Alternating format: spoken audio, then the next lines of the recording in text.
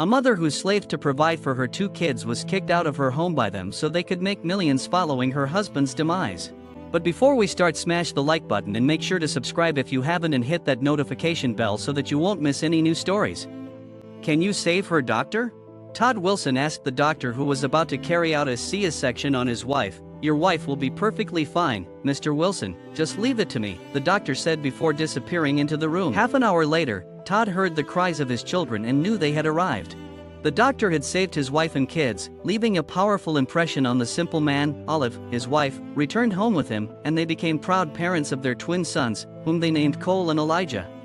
The couple was uneducated. Olive dropped out after getting pregnant with the twins, and her husband had always been a rancher.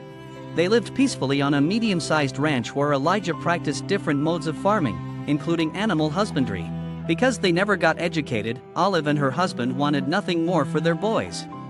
You'll both grow up to be doctors, Todd said as soon as he lifted them in his arms for the first time. As far as he was concerned, saving another human life was a very noble profession, so his children would become nothing else but doctors. Olive lived as a housewife with her husband, never lacking anything while raising their 2 boys. They both worked tirelessly to make sure their children could become doctors. When Todd passed away during a buffalo stampede, Olive was left on her own to fend for the 2 boys who were already teenagers by then. Hard times quickly fell upon them, and they started getting offers from other ranchers for the land. To get by, Olive started working as a maid in a wealthy man's house. It was all her skill set could afford her, but she was very diligent with the job, keeping the whole mansion sparkling clean while slowly warming her into the older man's heart. He liked her dedication and kindness, which made him pay her a little extra each time he could. All the money she made, Olive put into her savings, which she used to sponsor their schooling. She did that for years until they entered college to study medicine, just like Olive and her late husband had wanted. The children did not care very much about saving lives. However, they did not want to disappoint their parents, so they played along.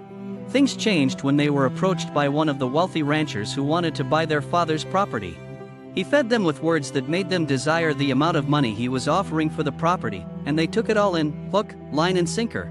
At some point, the rancher even paused in his speech to look around their room and disgust, making sure they could see his expression. You could both be living in luxury and not have to work for a long time with the money you stand to receive from selling that property to us, the man said. His words had a significant impact on the boys, and all they could do after the rancher left was fantasize about the life they knew could be theirs. At home, they greeted their mother but held off on telling her the reason for their visit until they sat down to dinner that day. We've been thinking, Mom, and we've decided that we want to take up John's offer to buy the land. Olive's spoon, full of soup, had been halfway to her mouth when she heard the statement, and that's where it remained as she stayed frozen, staring at her soup as though there was a war going on in it. In truth, the war was in her mind. I'll never sell this land, she said coldly, lowering her spoon back to her plate. If we do it now, we stand to gain a lot, Mom, Elijah said. Things are not going well right now and we really need that money. I'll say it again, this land is not for sale, she yelled, then got up and left. We know that Dad left the land in our names, Mom. We visited the lawyer on our way here, Cole replied. As such, we can decide to do with it whatever we want. The following day, Olive was thrown out of her home by her own children, who told her to go and stay with her siblings. However, they all turned her down when she called to ask for the favor.